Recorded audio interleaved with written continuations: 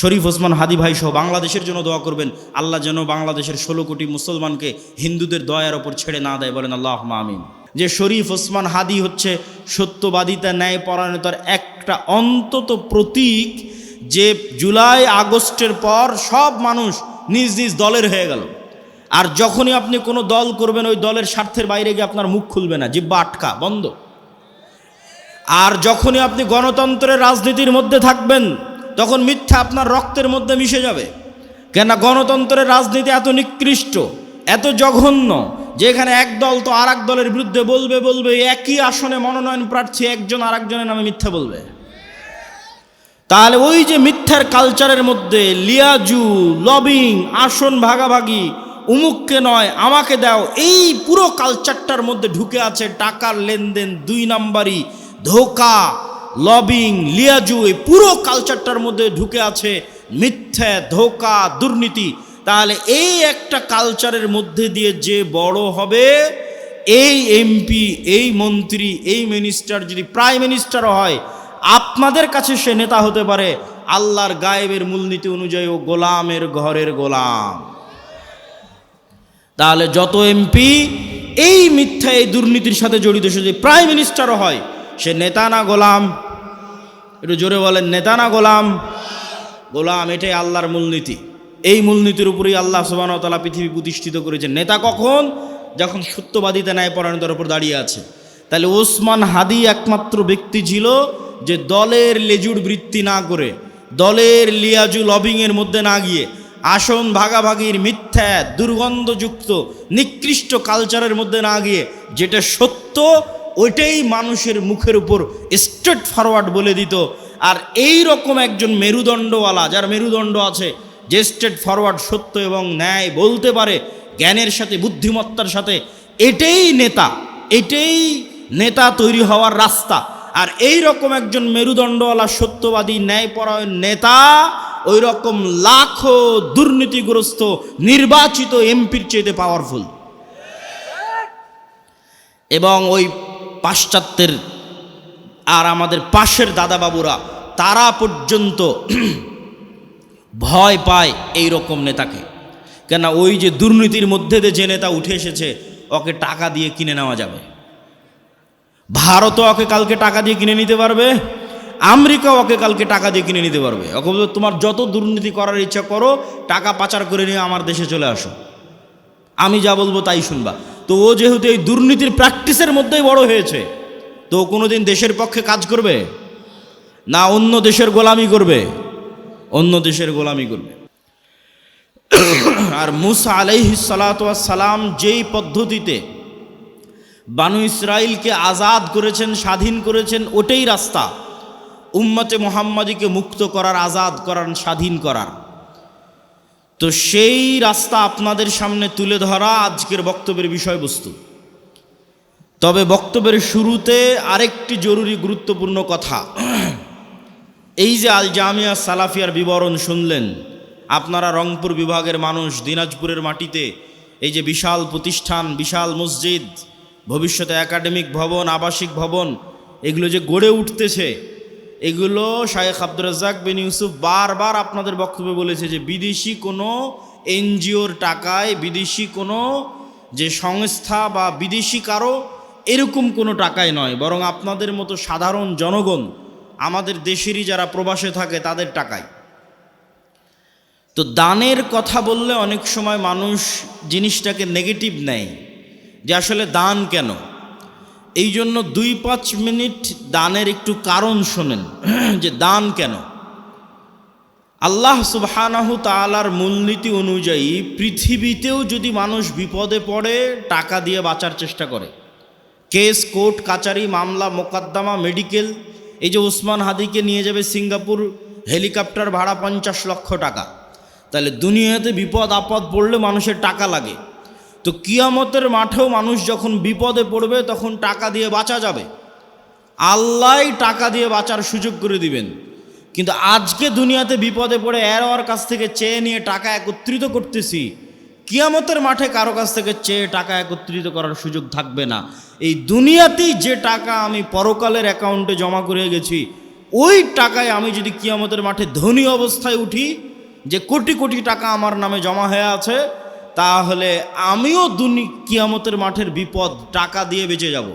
দলিল কোথায়? আল্লাহ নিজেই পৃথিবীতে জরিমানার সিস্টেম করেছে ইবাদতের কমতিতে, গুনাহের কাফফারায়। রমজান মাসে যখন তুমি স্ত্রীর সাথে সাংসারিক জীবনে গেছো, তখন তোমার কাফফারা হচ্ছে গোলাম আজাদ করা, 60 জন মিসকিনকে খাওয়ানো। তো গোলাম আজাদ করতে টাকা লাগে, 60 জন মিসকিনকে খাওয়াতে টাকা লাগে। তাহলে গুনাহের কাফফারায় টাকা, ইবাদতের কমতিতে টাকা। তুমি হজ করতে গেছো, উমরা করতে গেছো, হজ উমরা করতে গিয়ে কোথাও ভুল ত্রুটি হয়েছে, মুআল্লিম বলবে দম দাও, দম মানে খাসি দুম্বা কুরবানি করতে হবে। তাহলে ইবাদতের কমতিতে টাকা। এখন পৃথিবীর কোনো মানুষ গ্যারেন্টি দিতে পারবে না যে আমি আমার ইবাদতের জোরে জান্নাতে যাব, কেননা কেউ গ্যারেন্টি দেওয়া কঠিন যে আমি ফরজ সালাত একদিনও মিস দেইনি, একদিনও কাজা করিনি 10 বছর বয়স থেকে। কেউ যদি গ্যারেন্টি দেয় হ্যাঁ আমি গত 30 বছর 40 বছর এক ওয়াক্ত কাজা করিনি, এটা গ্যারেন্টি দেওয়া কঠিন। যে এই যে এক ওয়াক্ত আমি কাজা করিনি আর প্রত্যেক ওয়াক্ত সালাতের শুরু থেকে শেষ পর্যন্ত আমি শুধু আল্লাহকে স্মরণে রেখেছি, এটা গ্যারেন্টি দেওয়াও কঠিন। এই জন্য মানুষ ইবাদতের চ্যালেঞ্জে জান্নাতে যাওয়ার চ্যালেঞ্জ দিতে পারবে না, ঠিক গুনাহ থেকে মুক্ত থাকার গ্যারেন্টি কেউ দিতে পারবে না যে আমি নিষ্পাপ, আমি নিষ্কলুষ, আমি পাপ মুক্ত, এই গ্যারেন্টি কেউ দিতে পারবে না। তাহলে জান্নাতের গ্যারেন্টি কোথায়? জান্নাতের গ্যারেন্টি দুধের রাস্তায়। ইন্নাল্লাহা আশতারা মিনাল মুমিনিনা আনফুসাহুম ওয়া আমওয়ালাহুম বিআন্না লাহুমুল জান্নাহ। মানুষ যদি তার পৃথিবীর সবচেয়ে দামি সম্পদ, তার জীবন, তার নফস, তার রূহ আল্লাহর রাস্তায় জীবন দিয়ে শহীদ হয়ে যায়, তাহলে ওই শহীদের রক্তের ফোঁটা মাটিতে পড়ার আগেই তার যত ইবাদতের কমতি আছে আর তার যত গুনাহের কাফফারা আছে সব মাফ হয়ে যায়। বলেন আল্লাহু আকবার। তাহলে নিশ্চিত জান্নাতের গ্যারেন্টি হচ্ছে জীবন দিয়ে শহীদ হওয়া। 2, নিশ্চিত জান্নাতের গ্যারেন্টি হচ্ছে টাকা দিয়ে জান্নাত কিনে নেওয়া। ইবাদতের কমতিও পূরণ হবে টাকা দিয়ে, গুনাহের কাফফারাও হবে টাকা দিয়ে। তবে নতুন করে টাকা বানানো যাবে না, এখন দিয়ে রাখতে হবে, তাহলে ওইটা হবে। তবে আল্লাহর সাথে এই ব্যবসা, আল্লাহর সাথে এই বিজনেস ডিল লাভজনক। কি লাভজনক আল্লাহর সাথে এই ব্যবসায় বিজনেস ডিল? কেন লাভজনক? আল্লাহর সাথে এই বিজনেস শতভাগ লাভজনক। আপনি গুলশানে জমি কিনেন, ঢাকায় জমি কিনেন, রংপুর বিভাগে জমি কিনেন, এই যে জমি কিনবেন, আপনি টাকা দিলেন, জমি নিলেন, তাই এখন যে আপনি দান করছেন এই টাকা কি আল্লাহর কাছে যাচ্ছে? কথা বলেন না যে আল্লাহর কাছে যাচ্ছে? যায় না তো। এই টাকা দিয়ে যদি একটা ফ্যান কিনা হয় তাহলে ওই ফ্যানের বাতাস আপনিই খাবেন। এই টাকা দিয়ে যদি বিল্ডিং হয় ওই বিল্ডিং আপনার ছেলেই পড়বে। এই টাকা দিয়ে যদি গরু জবাই হয় ওই গরুর গোস্ত আপনিই খাবেন। তাহলে মাঝখান থেকে ফাও ফাও ফিরি আপনি জান্নাত পেয়ে যাচ্ছেন। বলেন আল্লাহু আকবার। এই জন্য এর চেয়ে লাভজনক ব্যবসার নাই যে টাকা দিয়ে জান্নাত কিনবো আবার টাকাটা আমি ব্যবহার করব। টাকা দিয়ে জান্নাত কিনবো আবার টাকা আমি ব্যবহার করব। মসজিদে আমি সালাত আদায় করবো, মাদ্রাসায় আমার ছেলে মেয়েই পড়বে, ফ্যান এসির বাতাস আমিই খাবো, যদি নিজে কুরবানি দিই কুরবানির গোস্ত আমি খাবো। শুধু ফাও ফিরি আল্লাহ জান্নাত দিয়ে দিলেন। এই জন্য টাকা মোস্ট পাওয়ারফুল। এই জন্য ধনী অবস্থায় কিয়ামতের মাঠে উঠতে হবে, এটার চেষ্টা করতে হবে। কেন কিয়ামতের মাঠে বিপদে পড়লে কেউ বাঁচাতে পারবে না, আপনার টাকাই আপনাকে বাঁচাতে পারবে যদি দিয়ে গিয়ে থাকেন, যদি দুনিয়াতে থাকা অবস্থায় দিয়ে গিয়ে থাকেন। এটার সাহায্য নিয়ে আপনি কিয়ামতের মাঠে বাঁচতে পারবেন। সকল পাওনাদারের পাওনা পূরণ করতে পারবেন। কাকের নামে গীবত করেছেন, কার নামে অপবাদ দিয়েছেন, কার বিরুদ্ধে কিছু বলেছিলেন, কোথায় স্ত্রীর হক ভালো মতো দেননি, বাপ মায়ের সাথে ভালো ব্যবহার করেননি, কার মনে কি কষ্ট আছে কে জানে, সব কিয়ামতের মাঠে উপস্থিত হবে। সব আদায় হতে থাকবে আপনার দেওয়া টাকা থেকে, আর আপনি ওই টাকার জোরে বেচে জান্নাতে চলে যাবেন। বলেন আল্লাহু আকবার। এই জন্য প্রত্যেক মানুষের প্রোডাক্টিভ হতে হবে, ধনী হতে হবে, আল্লাহ রাস্তায় দান করতে হবে, ওসমান ইবনে আফফানের মতো হালাল উপায়ে। সম্মানিত উপস্থিতি, তো বক্তব্যের এই অংশ থেকে আমরা ধীরে ধীরে আগাই যে গোলামি থেকে মুক্তির জন্য অর্থনৈতিক মুক্তি বড় জরুরি। আজকে আমাদের আলোচনার বিষয়বস্তু গোলামি থেকে মুক্তির রাস্তা কি। তো দানের সাথে কানেক্টেড করে বক্তব্য সামনের দিকে আগাই। গোলামি থেকে মুক্তির জন্য অর্থনৈতিক দাসত্ব থেকে মুক্তি জরুরি। আল্লাহর নবী যখন মক্কা থেকে হিজরত করে মদিনায় গেলেন, তখন মদিনার সকল অর্থনৈতিক সক্ষমতার মূল কেন্দ্রে ছিল ইহুদিরা, সকল টাকা পয়সার মালিক ছিল ইহুদিরা। আল্লাহর নবী দেখলেন যে এই গরিব ফকির মিসকিন মুসলমানেরা যদি থেকে যায় আর টাকার মূল কন্ট্রোল যদি ইহুদিদের কাছে থাকে, এই মদিনার রাষ্ট্রীয় ক্ষমতা আমার অর্জন করা কঠিন হবে, অত সহজ হবে না। এই জন্য ইহুদিদের হাত থেকে অর্থনৈতিক কন্ট্রোল মুসলমানদের হাতে নিতে হবে। আল্লাহর নবী মক্কার মুশরিকরা, মক্কার কোরাইশরা ছিল আগে থেকেই ব্যবসায়ী। লিইলাফি কোরাইশ ইলাফিহিম রিহলাতাশ শিতা ওয়াস সাইফ। তো এই মক্কার কোরাইশরা আগে থেকেই ব্যবসায়ী ছিল। আল্লাহর নবী মদিনার আনসারদের বললেন, শোনো, তোমরা কৃষি কাজ করো, তোমরা ব্যবসা জানো না। এই যে মক্কা থেকে হিজরত করে যারা এসেছে এদেরকে তোমার সম্পদ অর্ধেক দিয়ে দাও, তোমার কৃষি জমি অর্ধেক দিয়ে দাও। এরা ব্যবসা বুঝে, এরা ব্যবসা করে মদিনার অর্থনৈতিক কন্ট্রোল নিজের হাতে নেবে। আনসার সাহাবিরা এই ওয়ালার ভিত্তিতে অর্ধেক সম্পত্তি মুহাজিরদের দিয়ে দিলেন। খালি হাতে আসা ওসমান, খালি হাতে আসা আব্দুর রহমান বিন আউফ, খালি হাতে আসা জুবাইর ইবনুল আওয়াম, এরা 5 বছর 10 বছরের মধ্যে মাল্টি মিলিয়নার কোটি কোটি টাকার মালিক হয়ে গেল। আল্লাহর নবীর হাতে মদিনার অর্থনৈতিক কন্ট্রোল ফেরত আসতে লাগলো। মসজিদে নববীর সামনের কুয়ার মালিক ইহুদি। যদি মুসলমান ওই কুয়ায় পানি খেতে চায়, ইহুদির কাছে নত হয়ে অনুমতি নিয়ে পানি খেতে হবে। এটাই দাসত্ব। অর্থনৈতিক মুক্তি লাগবে দাসত্ব থেকে মুক্তির জন্য।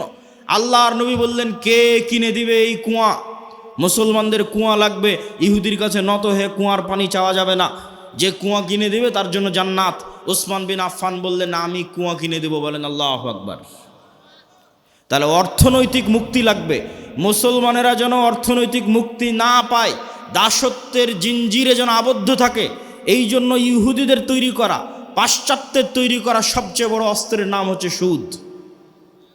সবচেয়ে বড় অস্ত্রের নাম সুদ। আল্লাহ দিয়েছেন কর্জে হাসানা, আর ইহুদি খ্রিস্টান IMF ওয়ার্ল্ড ব্যাংক পাশ্চাত্য বিশ্ব দিয়েছে সুদ। আর সুদ হচ্ছে মানুষকে গোলাম বানায়। আপনি হিস্ট্রি স্টাডি করে দেখেন, ফেরাউন বানু ইসরাইলদের কি দিয়ে গোলাম বানাতো, আশ্চর্য হবেন। ফেরাউন বানু ইসরাইলদের যেই পদ্ধতি দিয়ে গোলাম বানাতো, তার একটা পদ্ধতি সুদি লেনদেন, সুদের কর্জ। আর সুদের কর্জের মিনিস্টার ছিল কারুন। এই জন্য আপনারা কারুনের নাম শুনেছেন। ফেরাউনের একটা বড় মন্ত্রীর নাম হচ্ছে কারুন, যার কাছ থেকে সুদের অর্থ লেনদেন করতো বানু ইসরাইলেরা। সব সুদের ঋণী ছিল, এই জন্য সব গোলাম ছিল। তাহলে বানু ইসরাইলকে গোলাম বানানোর একটা স্ট্র্যাটেজি ছিল সুদ। আজকের মুসলিম উম্মাহকে গোলাম বানানোর একটা স্ট্র্যাটেজি হচ্ছে সুদ। পুরো দেশ গোলাম সুদের ঋণের কারণে। পুরো একটা মুসলমানদের বলে পারমাণবিক শক্তির অধিকারী পাকিস্তান, এই পুরো একটা রাষ্ট্র গোলাম শুধু এই সুদের ঋণের কারণে। ওই যে বাপ দাদার কাছ থেকে, প্রভুর কাছ থেকে সুদ নিয়ে রেখেছে, ওদের পারমিশন ছাড়া ওই পারমাণবিক অস্ত্রে চাপও দিতে পারবে না। ফাও, কোনো কাজ নাই। তাহলে মুক্তির জন্য অর্থনৈতিক মুক্তি খুবই জরুরি। আর এই অর্থনৈতিক মুক্তির জন্য সুদের আযাব থেকে মুক্তি জরুরি। সুদ কেন গোলাম বানায়? রাসূলুল্লাহ সাল্লাল্লাহু আলাইহি ওয়াসাল্লাম তার বহু দোয়ায় বলেছেন, আল্লাহুম্মা ইন্নী আউযুকা মিনাল মা'সামি ওয়াল মাগরাম। হে আল্লাহ, গুনাহ থেকে বাঁচতে চাই, ঋণ থেকে বাঁচতে চাই। আল্লাহর নবী বহু দোয়ায় বলেছেন, হে আল্লাহ, যালঈদ-দাইনি ওয়া গালাবাতির রিজাল, ঋণের বোঝা থেকে বাঁচতে চাই, মানুষের আধিপত্য থেকে বাঁচতে চাই। আল্লাহর নবীকে সাহাবীরা জিজ্ঞেস করলেন, হে আল্লাহর নবী, কেন আপনি ঋণের বোঝা থেকে বাঁচার জন্য এত দোয়া করেন? রাসূল সাল্লাল্লাহু আলাইহি ওয়াসাল্লাম বললেন, মানুষ যখন ঋণ নেওয়া শুরু করে তখন মানুষ মিথ্যা বলা শুরু করে, আর যখন মিথ্যা বলা শুরু করে তখন সে আর নেতা হতে পারে না, সে গোলাম। তাহলে আমাদের মা বোন যতজন কিস্তিতে লোন নিয়ে রেখেছে, এরা সবাই মিথ্যার প্র্যাকটিস করে। ওই কিস্তি মিস দেওয়ার জন্য, মাফ করার জন্য আর সন্তানকে পর্যন্ত মিথ্যা বলায়। তাহলে পুরো একটা কম যখন মিথ্যুক অবস্থায় গড়ে উঠতেছে, সুদের জন্য মিথ্যার প্র্যাকটিস করতেছে, এরা গোলাম, এরা জীবনে কোনোদিন নেতা হতে পারবে না। তাহলে নেতা হতে হলে সুদি লোন থেকে বাঁচতে হবে, কর্জ থেকে বাঁচতে হবে, যেন মিথ্যা না বলা লাগে। মিথ্যা বলা থেকে বাঁচতে হবে, না হলে নেতা হতে পারবেন না। এই পয়েন্ট থেকেই, এই যে মিথ্যা বলা থেকে বাঁচা, এটার থেকে 2 নম্বর পয়েন্টে চলে যাই, যে গোলামির পথ থেকে, গোলামির জিঞ্জির থেকে বাঁচার দ্বিতীয় রাস্তা হচ্ছে সত্যবাদিতা, ন্যায় পরায়ণতা। আমি গত 2 বছর এই বক্তব্য দিয়েছি, কিন্তু মানুষকে উদাহরণ দিতে পারিনি যে সত্যবাদিতা, ন্যায় পরায়ণতা মানে উদাহরণ কি। এখন অন্তত বক্তব্যে উদাহরণ দিতে পারবো যে শরীফ ওসমান হাদি হচ্ছে সত্যবাদিতা, ন্যায় পরায়ণতার একটা অন্তত প্রতীক। যে জুলাই আগস্টের পর সব মানুষ নিজ নিজ দলের হয়ে গেল। আর যখনই আপনি কোনো দল করবেন, ওই দলের স্বার্থের বাইরে গিয়ে আপনার মুখ খুলবে না, জিহ্বা আটকা, বন্ধ। আর যখনই আপনি গণতন্ত্রের রাজনীতির মধ্যে থাকবেন, তখন মিথ্যা আপনার রক্তের মধ্যে মিশে যাবে। কেন? গণতন্ত্রের রাজনীতি এত নিকৃষ্ট, এত জঘন্য, যেখানে এক দল তো আর এক দলের বিরুদ্ধে বলবে, একই আসনে মনোনয়ন প্রার্থী একজন আর একজনের নামে মিথ্যা বলবে। তাহলে ওই যে মিথ্যার কালচারের মধ্যে লিয়াজু, লবিং, আসন ভাগাভাগি, উমুককে নয় আমাকে দাও, এই পুরো কালচারটার মধ্যে ঢুকে আছে টাকার লেনদেন, 2 নাম্বারি, ধোকা, লবিং, লিয়াজু, এই পুরো কালচারটার মধ্যে ঢুকে আছে মিথ্যা, ধোকা, দুর্নীতি। তাহলে এই একটা কালচারের মধ্যে দিয়ে যে বড় হবে, এই এমপি, এই মন্ত্রী, এই মিনিস্টার যদি প্রাইম মিনিস্টারও হয়, আপনাদের কাছে সে নেতা হতে পারে, আল্লাহর গায়েবের মূলনীতি অনুযায়ী ও গোলামের ঘরের গোলাম। তাহলে যত এমপি এই মিথ্যা, এই দুর্নীতির সাথে জড়িত, সে যদি প্রাইম মিনিস্টারও হয়, সে নেতা না গোলাম? একটু জোরে বলেন, নেতা না গোলাম? গোলাম। এটাই আল্লাহর মূলনীতি। এই মূলনীতির উপরেই আল্লাহ সুবহানাহু ওয়া তাআলা পৃথিবী প্রতিষ্ঠিত করেছেন। নেতা কখন? যখন সত্যবাদিতা, ন্যায়পরায়ণতার উপর দাঁড়িয়ে আছে। তাহলে ওসমান হাদি একমাত্র ব্যক্তি ছিল যে দলের লেজুর বৃত্তি না করে, দলের লিয়াজু লবিংয়ের মধ্যে না গিয়ে, আসন ভাগাভাগির মিথ্যা, দুর্গন্ধযুক্ত, নিকৃষ্ট কালচারের মধ্যে না গিয়ে, যেটা সত্য ওইটাই মানুষের মুখের উপর স্ট্রেট ফরওয়ার্ড বলে দিত। আর এই রকম একজন মেরুদণ্ডওয়ালা, যার মেরুদণ্ড আছে, যে স্ট্রেট ফরওয়ার্ড সত্য এবং ন্যায় বলতে পারে জ্ঞানের সাথে, বুদ্ধিমত্তার সাথে, এটাই নেতা, এটাই নেতা তৈরি হওয়ার রাস্তা। আর এই রকম একজন মেরুদণ্ডওয়ালা, সত্যবাদী, ন্যায়পরায়ণ নেতা ওই রকম লাখো দুর্নীতিগ্রস্ত নির্বাচিত এমপির চেয়ে পাওয়ারফুল। এবং ওই পাশ্চাত্যের আর আমাদের পাশের দাদাবাবুরা, তারা পর্যন্ত ভয় পায় এই রকম নেতাকে। কেন? ওই যে দুর্নীতির মধ্যে দিয়ে যে নেতা উঠে এসেছে, ওকে টাকা দিয়ে কিনে নেওয়া যাবে। ভারতও ওকে কালকে টাকা দিয়ে কিনে নিতে পারবে, আমেরিকা ওকে কালকে টাকা দিয়ে কিনে নিতে পারবে। ওকে বলবে তোমার যত দুর্নীতি করার ইচ্ছা করো, টাকা পাচার করে নিয়ে আমার দেশে চলে আসো, আমি যা বলবো তাই শুনবা। তো ও যেহেতু এই দুর্নীতির প্র্যাকটিসের মধ্যেই বড় হয়েছে, তো কোনোদিন দেশের পক্ষে কাজ করবে না, অন্য দেশের গোলামি করবে, অন্য দেশের গোলামি করবে। তাহলে গোলামি থেকে বাঁচার জন্য একটা প্রজন্ম তৈরি করতে হবে আপনাদের, যে প্রজন্ম হবে সত্যবাদী, ন্যায়পরায়ণ, মিথ্যা এবং অন্যায়ের সংস্পর্শে যায়নি, মেরুদণ্ড বিক্রি করবে না টাকার কাছে। আপনি মাপবেন কেমনে যে আমি সত্যবাদী, ন্যায়পরায়ণ কিনা? আপনি নিজেকে জিজ্ঞেস করেন যে আপনি আপনার পিতার সম্পত্তিতে আপনার বোনকে ন্যায়ের সাথে সম্পদ দিয়েছেন কিনা? আপনার পিতা আপনার দাদার সম্পত্তিতে আপনার ফুফুকে ন্যায়ের সাথে সম্পদ দিয়েছে কিনা? যদি দেখেন হ্যাঁ, ন্যায়ের সাথে বন্টন হয়েছে, তাহলে আপনার মধ্যে নেতৃত্বের গুণ আছে, আল্লাহর দৃষ্টিতে আপনি নেতা হতে পারবেন। আরও বাকি গুণগুলো অর্জন করলে পূর্ণ নেতা হবেন, কিন্তু মোটামুটি এই গুণটা আছে। আর যদি দেখেন যে না, আপনি ন্যায়ের সাথে বন্টন করতে পারেননি, আপনি নিশ্চিত জেনে রাখেন, আপনি নিশ্চিত জেনে রাখেন, আজকে আপনি আপনার স্ত্রীর সাথে ন্যায় করতে পারেননি, আজকে আপনি আপনার বোনের সাথে ন্যায় করতে পারেননি, আজকে আপনি আপনার পিতা মাতার সাথে ন্যায় করতে পারেননি। ওয়াল্লাহি, আল্লাহর কসম করে বলছি, ওয়াল্লাহি আল্লাহর কসম করে বলছি, যে তার বোন তার ফুফুর সাথে ন্যায় করতে পারেনি, এই ব্যক্তিও যদি নির্বাচিত হয়ে ক্ষমতায় আসে, সেও গত 16 বছরের চেয়ে বড় দুর্নীতিবাজ হবে। তাহলে নেতা তখনই তৈরি হবে যখন ন্যায় এবং সত্যবাদিতা তার রক্তের মধ্যে থাকবে। আর মিথ্যা গোলামির কালচার। ইব্রাহিম আলাইহিস সালাতু ওয়াস সালামের 2 সন্তান, এক সন্তানের নাম ইসহাক, আর এক সন্তানের নাম ইসমাইল। ইসহাককে রেখে দিলেন জেরুজালেমে, আর ইসমাইলকে রেখে দিলেন মক্কায়। ইসমাইল থেকে না মুহাম্মদ পর্যন্ত এই দীর্ঘ সময়ে এই বানু ইসরাইলের সাথে কি হচ্ছে দেখেন, শর্টকাট। ইসহাকের সন্তান ইয়াকুব, ইয়াকুবের সন্তান ইউসুফ, ইউসুফের 11 ভাই মিলে, পিতা মাতা মিলে মিশর। মিশরে ইউসুফের মৃত্যুর পরে ফেরাউনের 300 বছরের গোলামি, ফেরাউনের গোলামি থেকে মুসার হারুনের হাত ধরে মুক্তি, মুসার হারুনের হাত ধরে মুক্তির পরে 40 বছর সিনাই মরুভূমিতে পাগলের মতো ঘুরপাক, 40 বছর পর ইউশা বিন নুনের হাত ধরে জেরুজালেম বিজয়, তারপরে পুনরায় আর এক জালেম বাদশার কারণে জেরুজালেম থেকে বিতাড়িত, তারপরে দাউদ, সুলাইমান এবং তালুতের মাধ্যমে জেরুজালেম বিজয়, জেরুজালেম থেকে সারা পৃথিবীতে শাসন ক্ষমতা প্রতিষ্ঠা, তারপরে আস্তে আস্তে জাকারিয়া, ইয়াহিয়া, ঈসা, মারিয়াম, এই যে দীর্ঘ সময় বানু ইসরায়েলের, এই দীর্ঘ সময়ে বানু ইসরায়েলের চরম উত্থান পতন হয়েছে। 2-3 বার গোলামির জিঞ্জিরে আবদ্ধ হয়েছে। তার মধ্যে সবচেয়ে বড় গোলামি ছিল ফেরাউনের 300 বছর। এই গোলামির জিঞ্জিরে আবদ্ধ হওয়ার কারণে এরা নবীর সন্তান হওয়ার পরও, ইব্রাহিমের সন্তান হওয়ার পরও, ইসহাকের সন্তান হওয়ার পরও এরা মিথ্যা বলা, ধোকা দেওয়া, 2 নম্বরই রাস্তা শিখে নিয়েছিল। এই জন্য আল্লাহ বলল, শনিবারের দিন তোমরা মাছ ধরবা না। দাউদ কোরআন পড়ে, মাছেরা কোরআন শুনতে আসে, জাবুর শুনতে আসে।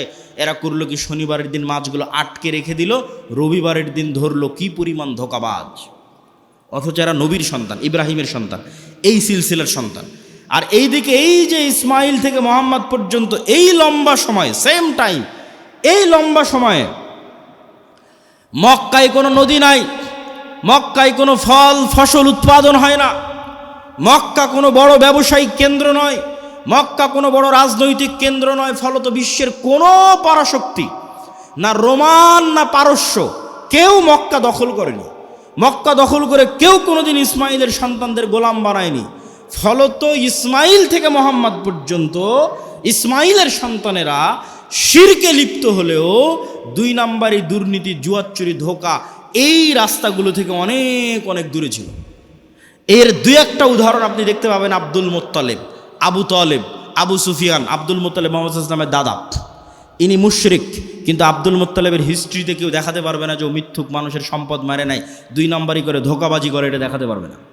আবু তালেব মুহাম্মদ সাল্লাল্লাহু আলাইহি ওয়াসাল্লামের চাচা, মৃত্যু পর্যন্ত ইসলাম গ্রহণ করেনি আল্লাহর নবী এতবার বলার পরেও। কিন্তু আবু তালেব সত্যবাদী ছিল, ন্যায়পরায়ণ ছিল, মানুষকে ধোঁকা দিয়ে, মানুষের টাকা নিয়ে মেরে খাওয়া, জুয়াচুরি, ধোঁকাবাজি এগুলো বুঝতো না। এই জন্য আল্লাহর নবী বলে গেছে, আল আইম্মাতু মিন কুরাইশ। মক্কা বিজয়ের পর প্রায় সব কুরাইশ ইসলাম গ্রহণ করে নিয়েছিল। সব মক্কা বিজয়ের আগ পর্যন্ত তারা কাফের থাকতে পারে, আল্লাহ নবীর সাথে যুদ্ধ, মারামারি সব কিছু করেছে, কিন্তু মক্কা বিজয়ের পর প্রায় সব কুরাইশ ইসলাম গ্রহণ করে নিয়েছে। আল্লাহ নবী বলেন, আল আইম্মাতু মিন কুরাইশ, আমার উম্মতে যতদিন নেতা হবে, খলিফা হবে, কুরাইশ বংশ থেকে হবে, ইসমাইলের সন্তান থেকে হবে। আবু বকর কুরাইশ বংশের, ওমর কুরাইশ বংশের, ওসমান কুরাইশ বংশের, আলী কুরাইশ বংশের, সব ইব্রাহিমের সন্তান, ইসমাইলের সন্তান। সম্মানিত উপস্থিতি, কি বুঝালাম এটার থেকে? গোলামি মে বদল জাতি হে কওমো কা জমির। গোলামি করলে জাতির চরিত্র চেঞ্জ হয়ে যায়। আমরা যে 190 বছর ব্রিটিশের গোলামি করেছি এবং আমাদের স্বভাব চরিত্র চেঞ্জ হয়ে গেছে, তার একটা আলামত আমি নিজে ইউরোপ সফর করতে গিয়ে পেয়েছি। চাক্ষুষ একটা আলামত বলি। আমি মনে করতাম সারা পৃথিবী ইংরেজি ভাষা দিয়ে চলে। আমাকে যেহেতু কেউ কোনোদিন এই ভুলটা ভেঙে দেয়নি, আমি যেহেতু নিজে প্র্যাকটিক্যালি আমার এই ভুল ধরা পড়েছে, ফলত আমার রিয়েলাইজেশন অনেক গভীর। তো আমি মনে করতাম সারা পৃথিবী ইংরেজি দিয়ে চলে। ইংল্যান্ডেও থাকলাম প্রায় 1 বছর। এই ইংল্যান্ডে থাকা অবস্থায় যখন ফ্রান্স গেলাম, স্পেন গেলাম, ইতালি গেলাম, স্পেনের যখন কর্ডোভা, গ্রানাডায় যাওয়ার জন্য যে বিমানবন্দরে নামলাম, ওই বিমানবন্দরে নেমে এক্সিট লেখাটা আমি ইংরেজিতে খুঁজে পাচ্ছিলাম না। ইংরেজি ভাষার এত অনুপস্থিতি যে বাহিরে যে বের হব, কোন রাস্তা দিয়ে বের হব, কোথায় এক্সিট, কিছু খুঁজে পায় না। সব স্প্যানিশ ল্যাঙ্গুয়েজ। যারা এয়ারপোর্টে দায়িত্ব পালন করছে, ওদের সাথে গিয়ে যে ইংরেজিতে কথা বলবো, ওরাও ইংরেজি বোঝে না। আরে অন্তত এয়ারপোর্টে দায়িত্বশীল তো ইংরেজি বুঝবে। এত উন্নত রাষ্ট্র স্পেন, এত উন্নত রাষ্ট্র ফ্রান্স, এত উন্নত রাষ্ট্র ইতালি, ইংরেজি জানে না। আমার তো মাথায় ঘুরে গেল, কেন ইংরেজি জানে না? তখন আমি রিয়ালাইজ করলাম, আমার মদিনা ইসলামী বিশ্ববিদ্যালয়ের বন্ধু, বাড়ি আফ্রিকা, ও বলতো আর ভাষা ফরাসি। আমি তখন এটা না অত গভীর চিন্তা করিনি, নিজের ভাষা ফরাসি কেন। ফ্রান্সে যখন গেলাম দেখি ফ্রান্সে সব আফ্রিকান মুসলমান। ফ্রান্সে ভারত পাকিস্তানের মুসলমান কম, আফ্রিকার মুসলমান বেশি। ইংল্যান্ডে আবার ভারত পাকিস্তানের মুসলমান বেশি, আফ্রিকার মুসলমান কম। তখন সব রহস্য ভেদ হয়ে গেল যে ওর ভাষা কেন ফরাসি আর আমার কাছে কেন ইংরেজির এত গুরুত্ব, জন্মগত কেমনে অটোমেটিক। সবাই আমাদের দেশের মানুষ জানে যে ইংরেজি অনেক গুরুত্বপূর্ণ ভাষা, অথচ ইউরোপের অধিকাংশ দেশ ইংরেজির কোনো ভ্যালুই নাই, দামই নাই। ওরা এতটা অহংকারী, ফ্রান্স, ইতালি, স্পেন, জার্মান, এতটা অহংকারী, ওরা ইংরেজি শিখবেই না। তাহলে আমি কেমনে জন্মগত মেনে বুঝে নিলাম যে ইংরেজি গুরুত্বপূর্ণ? এটাই 200 বছর যে আমরা ব্রিটিশের গোলামি করেছি, গোলামি মে বদল জাতি হে কওমকা জমির, আমরা নিজের অজান্তেই ওর গোলামির প্রভাব বহন করতেছি। আমি আব্দুল্লাহ নিজের অজান্তেই, আমার পূর্বপুরুষ 190 বছর ব্রিটিশের গোলাম ছিল, তার প্রভাব আমি আমার অজান্তে বহন করতেছি। আর আমার ওই বন্ধু যে আফ্রিকায় বাড়ি, ও ওর অজান্তে ইউরোপীয় উপনিবেশের গোলামির চিহ্ন বহন করতেছে। ঠিক এই যে আপনি দেখতেছেন মুসলমানেরা মারামারি কাটাকাটি, এই যে গণতন্ত্রের কালচার টিকিয়ে রাখা আছে, যেন এখানে আর সুদের কালচার টিকিয়ে রাখা আছে, যেন একটা মুসলমান নেতা সত্যবাদী ন্যায়পরায়ণ বের হয়ে আসতে না পারে, সব যেন মিথ্যুক আর দুর্নীতিবাজ বের হয়। এই জন্যই গণতন্ত্র দিয়ে রাখা আছে, এই জন্যই সুদী ব্যবস্থা দিয়ে রাখা আছে। কেননা এই কালচারের মধ্যে থাকলেও মিথ্যুক দুর্নীতিবাজ হবে। আর 190 বছর ব্রিটিশের গোলামিতে ওটাই শিখেছে। কেননা গোলাম তো একটা রুটির জন্য মারামারি করে, গোলাম একটা রুটির জন্য আরেকজনকে হত্যা করে দিতে পারে। তাহলে এই যে গোলামির কালচার, এই গোলামির কালচার যতক্ষণ আপনি না ভাঙবেন, যেটা আমরা বহন করছি আমাদের অজান্তে ব্রিটিশদের গোলামির কারণে, যেমনটা বানু ইসরাইলরা ফেরাউনের গোলামি থেকে শিখেছিল, এই কালচার আমাদের ভাঙতে হবে। এই কালচার যতক্ষণ না ভাঙতে পারবেন, নেতা হতে পারবেন না। সত্যবাদী ন্যায়পরায়ণ হন, ইসমান হাদির মতো অটোমেটিক নেতা হয়ে যাবেন। আর এই গণতন্ত্রের কালচারে এইরকম সত্যবাদী ন্যায়পরায়ণ নেতা সহ্য করার মতো ক্ষমতা এই আধিপত্যবাদী দখলদারি শক্তির নাই, ফলত গুলি করে উড়িয়ে দিবে। সম্মানিত উপস্থিতি, পয়েন্ট নাম্বার 3, আমাদের 1 নাম্বার পয়েন্ট ছিল অর্থনৈতিক মুক্তি লাগবে গোলামি থেকে মুক্তির জন্য। 2 নাম্বার পয়েন্ট ছিল সত্যবাদী ন্যায়পরায়ণ হতে হবে। পয়েন্ট নাম্বার 3, ইমান বিল গায়েব এবং গায়েবী মদদ। একটা মূলনীতি আজকে এখান থেকে মুখস্থ করে যান, আল্লাহর আসমানি সাহায্য ছাড়া ইসলাম এবং মুসলমানদের বিজয় অসম্ভব, ফুল স্টপ। দুনিয়াবি শক্তি দিয়ে ইসলাম এবং মুসলমানদের বিজয় অতীতে কোনোদিন হয়নি, ভবিষ্যতে কোনোদিন হবে না, ফুল স্টপ। নবীদের হয়নি, আমার আপনার হবে না।